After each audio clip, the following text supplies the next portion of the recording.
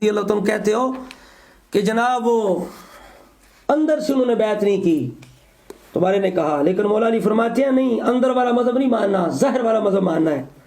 آپ نے فرمایا میری وجہ سے سیہلک فیہ صنفانی، دو قسم کے لوگ گمراہ ہوں گے، ہلاک ہوں گے، میری محبت میں بڑھنے والا، میرے بغض میں بڑھنے والا۔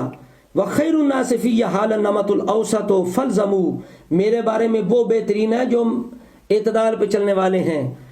والزموا السواد الاعظم فإن ید اللہ علی الجماع، فرمایا سواد اعظم کو لازم پکڑو، لازمی ہے، یعنی وہی اعتدال کے ساتھ چلنے والا ہے۔ میرے بارے میں اس طرح فرما رہے ہیں، یعنی سچی محبت علی فرماتے ہیں سواد اعظم کی ہے، اور وہ اہل سنت ہیں، اور ان پر اللہ تعالیٰ جو ہے اس کی رحمت کا ہاتھ ہے اہل سنت و جماعت پر۔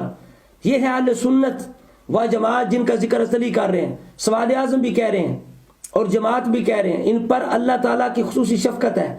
فرمایا ان کو لازم پکڑ لو، یہ مولا علی شیر خدا فرما رہے ہیں۔ تم کہتے ہو نہیں اندر سے بیعت نہیں کی، اب اندر کی تمہارے پاس کون سی دلیل ہے؟ کہتے ہو کہ تم دلیل لاؤ کہ انہوں نے اندر سے کی، تم لاؤ نا اندر سے نہیں کی، تم لاؤ نا، ایسی معاذ اللہ وہ کیسے لا سکتے ہو؟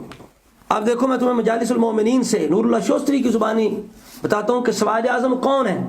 مولا علی نے فرمایا نا سواد اعظم کی پیروی کرو، کہ فقیر گفت کہ اہل سنت ہمیشہ سواد اعظم بوداند، سمجھ آ رہی؟ ہمیشہ اہل سنت سواد اعظم رہے ہیں، کہتا ہے فقیر، یہ کہتا ہے تمہارا شوستری جو ہے وہ مان رہا ہے کہ ہمیشہ سواد اعظم اہل سنت ہیں، اور مولا علی فرماتے ہیں کہ اہل سنت کے ساتھ ہو جاؤ، ٹھیک ہے، سواد اعظم کے ساتھ ہو جاؤ۔